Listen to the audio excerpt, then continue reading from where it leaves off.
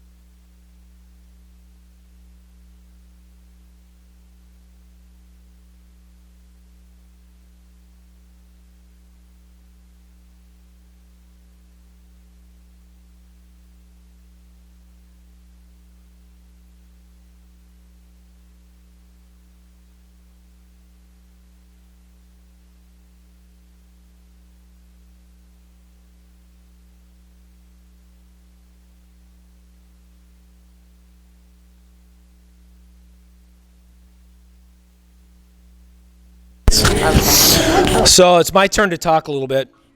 So basically it's just our family. It's my wife, Julie, myself, and then we have 8 kids, but not all 8 went. We just took 5. And so we'll introduce them all coming up here pretty soon. But we kind of put up their Magnificent 7 because we're getting ready for the trail, and as like the day before getting ready to get on trail, my wife checks the blogs and checks all the stories and the JMT website and all that, and not the website, but the Facebook page. And on that, she comes across this family that's coming southbound. So they're coming from Yosemite south, and they're called the Incredibles. So this family, so we thought, wow, won't that be fun? We're going north, and somewhere in the middle, we're gonna, the Magnificent 7, because there's 7 of us, and we don't have a theme song. All I can think of is Good, Bad, and Ugly theme song, which is not the Magnificent 7 theme song. And we're going to, some point in the middle, meet up with them. So, did it already say Eden? Yeah. All right, great, thanks. I'm like a talker. So, Eden Rose was 10 and a half when we left on the trip. And somehow she got the name Gazelle, and because she just kept on going. And 10-and-a-half-year-old getting up some of these passes is pretty incredible. Josiah was 13 when we started the trip, and he had done a lot of backpacking with us in the past, did the Wonderland Trail, hiking around Mount Rainier last year with Eden as well. And Micah's 15. He likes to walk forwards, and he likes to walk backwards. Pretty much, he just likes to walk. This guy, he and Spencer would constantly be at the front of the pack, and they'd be wherever we wanted to meet them, like an hour ahead of us, hour and a half. And people would meet them on the trail, and then an hour later, half an hour later, they'd run into us. Spencer, 17, he just turned 18, but he was one of those guys also that would be at the front of the pack. Both of them did, both the older guys, even though they loved to go out fast, they were, I thought, really respectful towards us slowpokes. My trail name was Dot, because as everyone was way up ahead, I was kind of a dot back in their, in the view.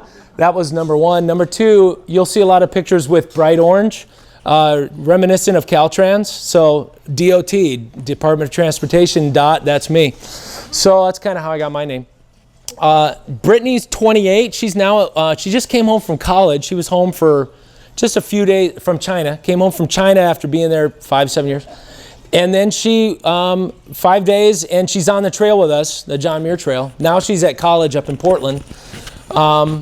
Yeah, she can't trick us. She's really old. There we are, Karen.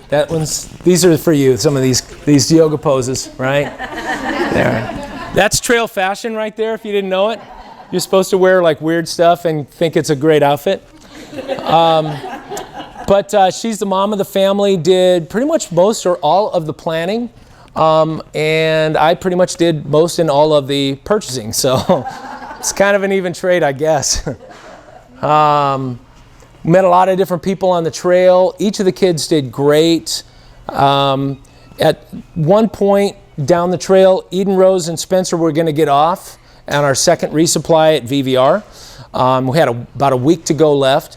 On our hardest day, Eden says, I think I want to do the whole thing. And this is like the hardest day when we get in at night, dark. And so it was just an amazing trip with these great 5 kids and my wife. So we're going to turn it over to Eden Rose. You get this thing. Come on up. Come on up. I'm going to put it on you. Stop. There you go. It's going to pick up your voice for the camera. It doesn't make you louder in here. Okay. Right. Don't trip on it.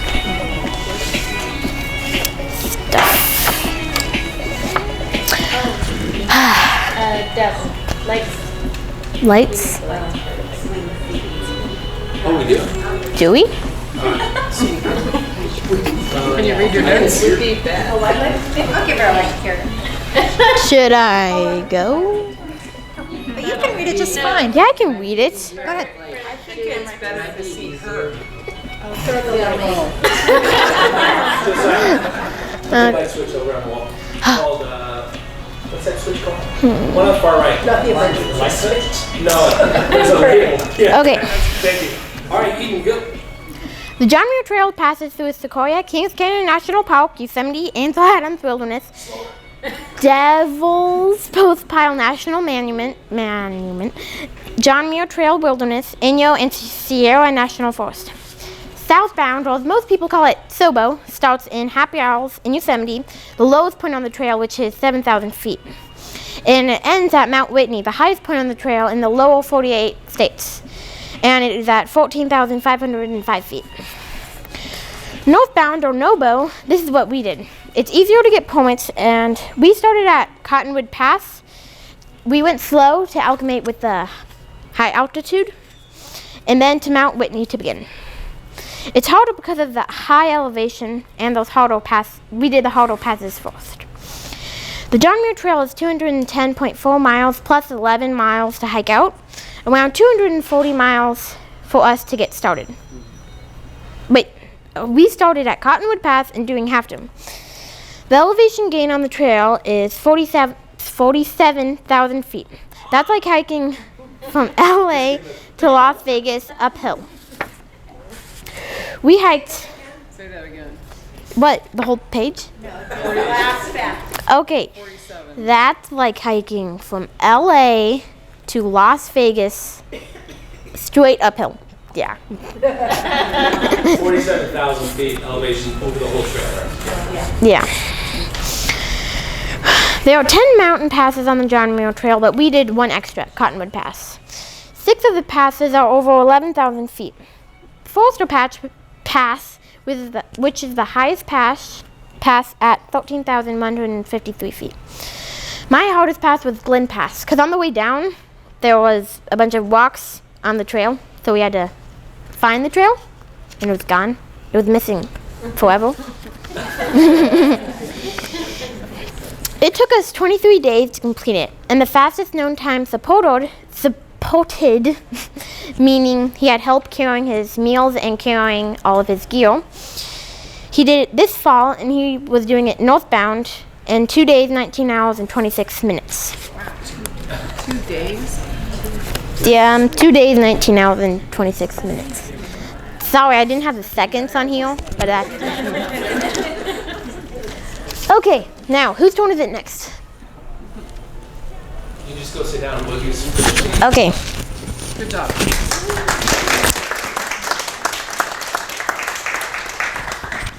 Okay. So this is pretty much what Hiker Julie looked like. Except for very much dirtier. And no makeup. Yeah. So let me grab my cards. Okay. So I'm going to give you a little bit about the trail and how we prepared for the trail and just the amount of work that it took. Okay. So the first thing that we had to do was decide who all is going with us. So originally we had a friend coming from Kansas and her daughter, and potentially a guy from the Philippines that was going to come along. And so we had this large crowd. Because of the weather scare, with the high snow year, you guys all remember last year was pretty rainy and stuff. My friend from Kansas and her daughter decided that was a no-go, and the Philippines, that crashed too. So now we are down to us 7. So we know we have 7 people, and that's important because you have to know how much food to bring, how long your legs are going to be, and also in getting your permits. So that's the next thing we had to do. We had to figure out what is a date that we're going to go. So things you consider when you're planning the date that you're going to leave is, when is the snow going to be gone? Most people do not want to hike through a lot of snow. It can be extremely dangerous. So this year that pushed a lot of the hiking later. But if you wait too long, you have a lot of snow melt, then you have really raging rivers. So you either have to go before the raging rivers or after they've mellowed out some. Mike is going to talk about river crossings, and you'll hear a little bit more about the dangers of the river crossings in a bit.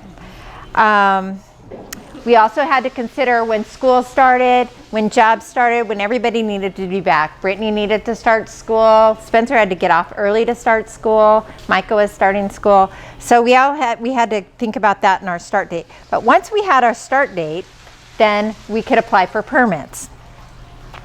Well, actually, one more thing before applying for permits. You have to figure out where you're getting on trail. So are you going to go from the north to the south or the south to the north? North to south is most common, starting at Yosemite Valley and ending at Mount Whitney. But however, we found that it's much easier to get permits going south to north. If you want to start in Happy Isle, you have a 1% chance of getting a permit. Yeah, and for a group our size 7, it was going to be very slim. So we started in the higher elevations, I think like Eden had mentioned, hiking straight up to Whitney at 14,500 feet.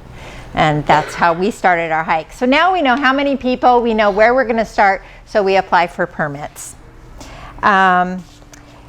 You are required to have a permit. You will be escorted off if you don't have one. So you have to have a permit to get on trail. And there is a quota, like I mentioned, for all trailheads.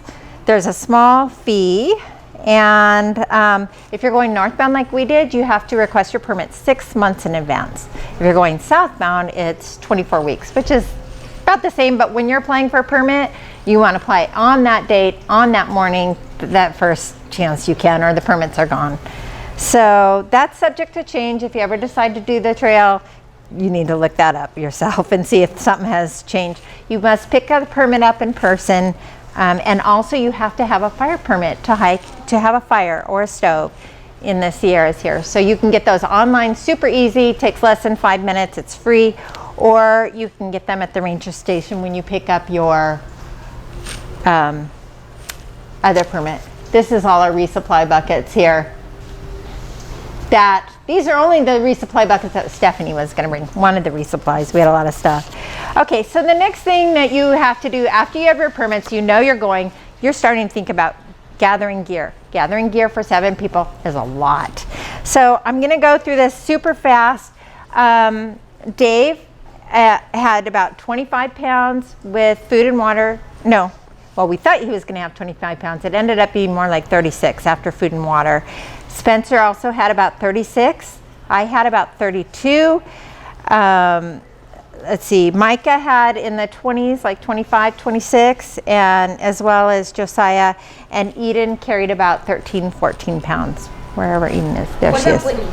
Oh, and Brittany carried about 28 pounds on her back. Oh. So this is my backpack right here. When you're talking about pounds, you're not talking about any of this stuff worn. You're not talking about this unless it's in your bag. Your poles don't count. So this is what you're talking about here. Let me just go over with you what's in my bag, what's on my bag, and then what's in my bag. So as you can see, we carried our cup and our spurk on the outside. In here, I have what we did for water filtration. Not everybody does this. There's different ways to filter your water, but we just mixed 5 drops of this with 5 drops of that in a cap. And I took my water bottle, which I have right here on my front strap. Everybody had 1 or 2 water bottles. Whoops. And you just pour the drops inside your water and wait 20 minutes. Okay. The reason I had the scoop was twofold, was to get water from the river, and then it would come through the spout into my bottle. And I also put a little screen, if you want to come look at this later, in the spout there, so it could filter out any of the little buggies or scum or whatever. So that was just my really simple way to filter water. This is very effective at getting rid of any diseases, and I just thought it was super fast and easy compared to squeezing water, which we've done as well. So I'm going to leave this right here if anybody wants to have a look at it. Oh, I did want to mention something you don't need to take and you're not allowed to take: bear spray. You don't need it, don't take it. It's very heavy. The bears are not dangerous up there if you're carrying your food properly. And matter of fact, they're pretty scared of humans. They just like your food, so you have to take care of your food. But this, if you're going to go to Alaska, maybe carry it, but not in our Sierras. So, okay. I also have in my side pocket here a little potty case, and you'd have to bury your stuff. Okay, that's a given. This is for girls. You can imagine how to use it so you don't have to, so you can pee standing up. Really important. And in the backcountry, you talk about this, not embarrassed at all. I mean, it's just stuff that you talk about. This is our toilet paper for a week. Oh my God. And you take one of these, or you can use it to wash with. But you just take one of these little whizzy wipes, you put a couple drops of water, and it folds out into a nice towel. It's biodegradable, but that didn't mean we left it there. We always packed out our stuff in these little odor-proof bags. Had a little bag in there, one of those, dollar store kitty bags, and we just shoved our used toilet paper in there afterwards, and we carried it out and got rid of it when we were gone. We kept the odor-proof bag and had some more of these little bags in our resupply. So that's the little potty kit, and this is a little portable bidet. case you want to be clean. Some people, like my children, found those disgusting. I loved it. All right. I'm trying to go fast here, but I find this stuff interesting. I hope you guys do too. Okay, baby wipes. They're a little heavier, but you can dehydrate them. They would be just like these then, or dry them out. Okay. What else do I have on me? Oh, something else, ladies, that makes it so you don't have to have so much toilet paper usage. Another thing that you might, but a lot of people do it, P-rag. And you just use this instead of toilet paper. And it just hangs off the back of your pack. And the sun sterilizes it. Rinse it every night when you wash your socks. And you're golden. So, what's up? Okay. I'll talk about that in a minute. This is my sit pad. Not everybody had one, but I love to have a little sit pad. It weighs nothing. And this I'll talk about in a minute. It's for our dinners. Okay. In this package, yes. And here, okay.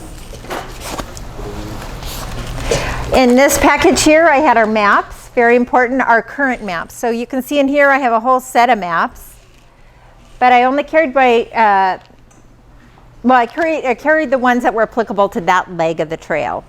And I carried our permits because I think we ran into 5 to 7 rangers, and they do ask for permits, and they will escort you off if you don't have a bear can, and if you don't have a permit, they will make sure you're off the trail. So, and this was very important. This was our inReach. This is how we contacted Stephanie every night to tell her we were safe. So if we weren't safe, we could press this little red SOS button, and SAR, the, what's it? Pardon me? Search and rescue would be deployed, or would leave and for you if once the sun came up. If it was night, within 20 minutes they're out looking for you, and they know exactly where you are, your waypoints and everything from these things. The nice thing about this, the inReach, is that we could text. We could say to Stephanie and my dad over here and his wife. My dad had just had some major health issues, and it was really nice to be able to know, do I need to, how's he doing? Do I need to get off the trail? That kind of stuff would, of course, be more important than hiking the trail. So it was really nice to be able to communicate with her. And this, the boys carried. This is a solar battery. You can recharge your music, your phone, which was very important. Oh, and on that note, my phone was very important too, because my phone had also our maps in it on this, and I took pictures and I listened to music. So this had our maps on it. Told us where the nearest water was. It told us where the nearest camping was. It told us how far to our end point. All kinds of great information. That's called the GutHook app. GutHook app, and he does a lot of trails. And it cost me $10, and it was very worth it, especially when you're hiking with children and they want to know how much longer. Then you could know, well, let me look. Okay, we have 10 minutes, or it doesn't tell you that in minutes, but it tells you in miles. So the umbrella, that's self-explanatory, very lightweight, and you can use it for sun or rain. We only carried 3 of them. So the kids had to suffer, but Brittany and Dave and I had umbrellas. Okay. I wanted to mention in my pockets, I had, let me just put this on.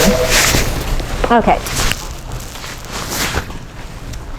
So this is my right hand. I'm right-handed. Very important. The most important things go in this pocket. Food, snacks. A lot more than this for the day. Eden was in charge of divvying out the snacks for the day. And then in this pocket, I had other important things like the most current map that we were operating with or needing. What else? Oh, I forgot to talk about this. Some rubber bands, which are really handy. My waterproof notebook.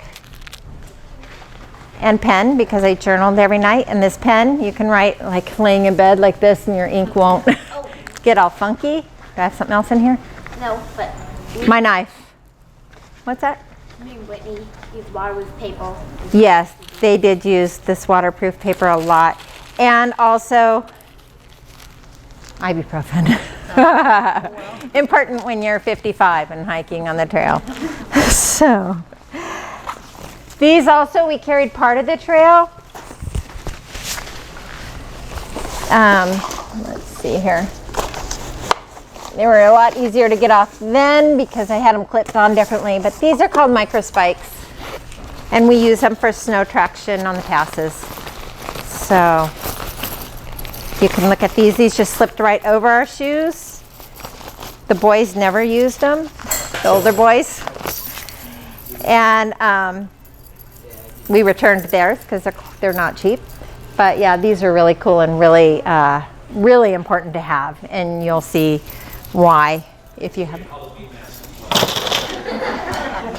Okay, I'm going to try to fly through what's in my pack here, okay?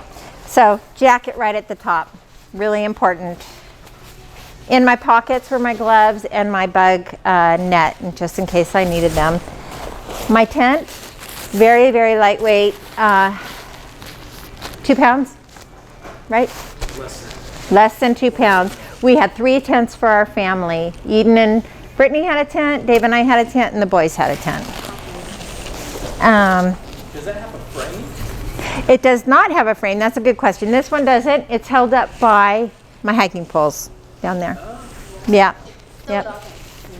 Yep. Rain gear. Oh, I lied. My bug net's right here that goes over your face to keep the bugs from attacking your face. Okay, that I kept at the top as well. This is my sleeping mat and my pillow, and I don't use stuff sacks. My husband loves stuff sacks, but I didn't want to carry the extra weight, so I just banded mine. This is interesting if you're into backpacking and would like to see what we had. This is our blister care packet, and I have up here some notes that I had of what I wanted to include in this. This is our first aid kit. I don't know how much it weighs, but hardly anything. Has a little bit of everything in there. This is personal care, has my toothbrush, some soap, and mine had a little Muir and brush, but the boys didn't use soap or Muir or anything. That one has toothpaste. Toothpaste too. Oh, I'll show you the toothpaste.